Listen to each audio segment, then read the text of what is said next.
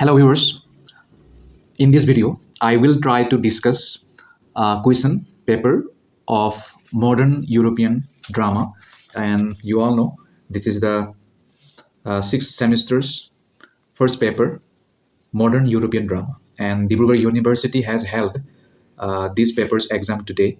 And I will not try to judge your writing. I will just say uh, means I will just simply discuss about the question, and I will not say what you should have written and what kind of thing you have, what kind of mistake you have done. So that kind of thing I will not say. I will just give you a brief overview. Okay, so let's begin. June, July. 80 is full mark, 32 is pass mark, and 3 hours is the time. So the first question is answer any one of the following questions, and it carries 15 marks. And the number A question is critically comment on the implications of the title of the play Ghost by Henrik Ibsen, indicating how it suggests the primitive and the occult. So the first question, it is not so hard according to me. If you have read the text, then it's a very ordinary question for you. So the main crux of this question is you have to write the significance of the title Ghost. Okay, and you have to also write how it suggests the primitive and the occult theme. Okay, of the story of the ghost. Okay, that's it, and let's try to go on the next question. Next question is saying we have to do only one. There are many options given. Number B is saying discuss the themes of physical ailment, hereditary disease in Ibsen's Ghost. So it is too not so hard. You have to just write about the theme, that is physical ailment and hereditary disease. Okay, hereditary disease means you all know a disease, something that you get from your blood or from your DNA. That is hereditary disease, and you have to write about that disease which has been depicted in the play Ghost by Ibsen. So you have to write about that. Okay, not so hard. Next question. In Ghost, Ibsen examines the modern tragedy as it relates to ancient tragedy, where in both fate is uncompromising and inescapable, discussed with reference to the context. So this is a statement written in quotation. Now we have to discuss that quotation. Okay, and we have to also connect that quotation from to the main drama Ghost. And it is too not so hard. Just a simple question where the question is asking that how Ibsen has examined the modern tragedy to ancient tragedy, and how in both the tragedies the element of fate, it has played a pivotal role. That is the thing. Very simple. Let's go on to the next question. Next question, it carries 5 marks, and answer any one of the following questions is given. And number A is saying explain with reference to the context. Okay, this year in your 5th semester exam, especially for the Dibrugarh University student, reference to the context, these kinds of questions are asked many times. So for your next exam too, I think you should be prepared for that. Okay, and that will help you. Now if you don't know how to write reference to the context, then it will be a little problematic for you. So I will just try to tell you about it very briefly, and that is when the question is saying explain with reference to the context, it means you have to write something according to the textual lines of the poem or of the book or of the play or novel. Okay, so here this is a line and it is taken from a play. Okay, and when you will answer the question, then you have to write like this, that above lines are taken from whatever you will say, like taken from Jane Austen's novel Pride and Prejudice, and this is means this statement or this line is mentioned in the chapter 3 or act 3, like that you have to write. And then you have to write what these lines are saying, and then you have to thoroughly explain about it. So that's it. That's how you have to do reference to the context or RTC. And if you want to know more, then you can check it out from the Google or YouTube according to your choice. So let's read the reference to the context question. It says, Mrs. Alvin, it's not only what we inherit from our fathers and mothers that keeps on returning to us. It's all kinds of all old dead doctrines and opinions and beliefs, that sort of thing. They are not alive in us, but they hang on all the same, and we can't get rid of them. Next question is saying, write a note on the symbolism in Mrs. Alvin's ghost speech. So this is all, means if you read the book, or if you have read the book, then whatever the questions come, it doesn't matter. You can mold and shape the answer according to your choice. Okay, so that's all what I wanted to say. And the next question is saying, attempt a character sketch of Pastor Manders. Character sketch, it's so simple. You just have to write about the character and how this character was presented in the play, and what kind of contributions it had done, that kind of thing. And you have to also mention some quotation related to the utterance of the character, like that. And in your next exam too, you can expect questions for the from the character sketch. That's why I think you should also prepare for character sketch if you have not done yet. Okay, let's move on. So the next question is, you need to answer any one of the following questions. 15 mark is given. First question is like this: to what extent do the dramatic techniques of Bertolt Brecht's epic theater shape the understanding of issues dealt with the good woman of Szechuan?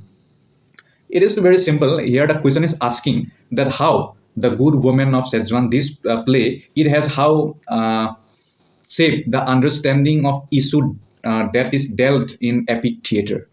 If you know about epic theater, and you have already read the story of this drama, The Good Woman of Szechuan, then it's not so tough. You just have to mention the significance, and you have to also try to compare and contrast the plot with the epic theater. That's it.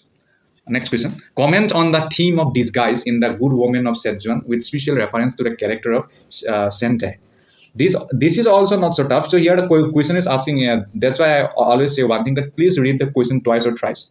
Comment on the theme of disguise. You have to comment on the theme of disguise, and your theme of disguise comment that must be in resonant with the character of Sente. Okay, that's it.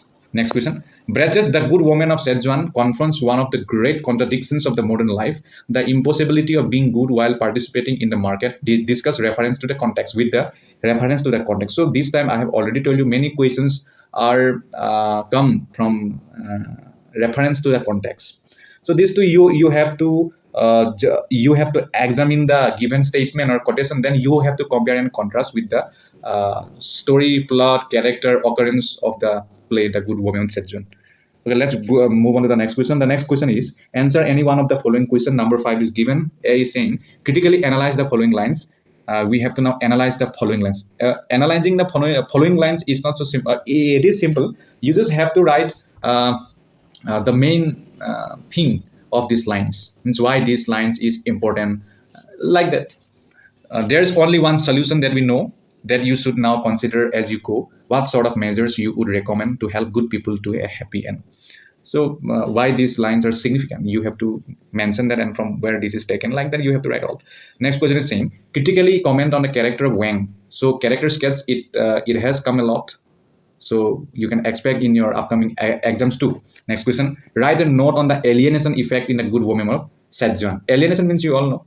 Okay, so I will not reiterate here. So it is too simple. Next question is asking, unit 3, answer any of the following questions. Number A is saying, language or Beckett simply assists the passage of time and nothing more in the light of the given statement. Comment on the use of language in Waiting for Godot.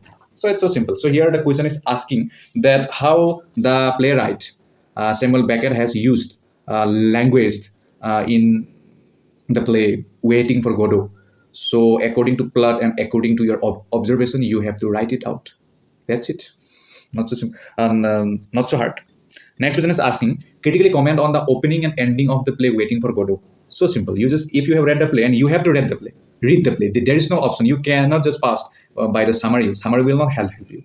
Okay, if you want to just pass, then okay, you take summary and then you can clear in that way, but that will not develop your skill, writing skill, reading skill, speaking skill. Okay. So very simple. Next question, examine how silence and waiting become essential dramatic tools in Waiting for Godot. So we have to write about how silence and waiting, these two are available in the play Waiting for Godot. So how these two elements have have been used in the play, you have to write that by giving some example. That's it. And how it has become a dramatic tool, that to you have to write. So simple. Next question. Answer any one of the following questions. Number 5 is given. So critically examine the following lines. So this line I will not read. You can just take a look. Astra can look at the cloud like this. Okay. So if you want to include some quotations in the exam, then too you can use this quotation. But you have to use the quotation very wisely. Okay. The examiner must not feel that you have nothing to write and now you are copying from the answer script. Question paper. Next question is asking, write a note on Pojo Lucky duet. So simple. You have to write the relationship between Pojo and Lucky, how they had behaved in the play, and what is the significance of them, like that. Number C is saying, attempt an explanation of the theater of the absurd and existentialism. Very simple. Waiting for Godot is one of the famous plays related to absurd and existentialism. And I have already uploaded a video many years, not years, means 2 or 3 months ago. So if you have watched that video, that means you might have been able to done it. Next question, Unit 4. Answer any of the following questions. How does Ionesco employ varieties of allegory to depict the modernist disorientation in the play Rhinoceros? So this question is asking you to write how the playwright has tried to depict the modernist disorientation, means the thinking, the way of life of modern people by the help of allegory in the play Rhinoceros. That's it. Next question is asking, critically comment on the predicament of modern culture with specific reference to the themes of bureaucratic corruption and vicious authoritarianism as depicted in the play Rhinoceros. Not so tough. You can do it. Next question. The conceit works effectively as a symbol of the marauding encroachment of the totalitarian state. Critically comment on the title of the play Rhinoceros in the light of the given statement. So you have to first read the statement and then you have to write your answer by arguing the significance of the title of the play Rhinoceros and how the above statement that is given in the question, how it has its own significance, that thing. Very simple.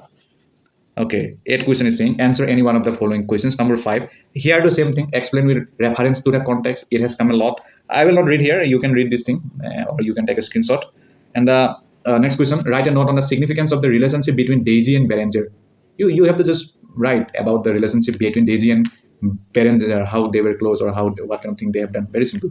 And this can be simple only if you have read the text, only if you have watched the play, only if you have done your thorough reading from the different source. If you have read just the summary, then you will just pass and nothing else will happen. And the last question, comment on the ending of the play with reference to Berenger's cry, I am not capitulating. So from this line, I am not capitulating, you have to write about the ending of the play. Very simple, how the play was ended and why this line is important, that thing you have to write. And this can be done only if you have read the text and only if you have done answer writing practice, only if you have vocabulary. Thank you so much.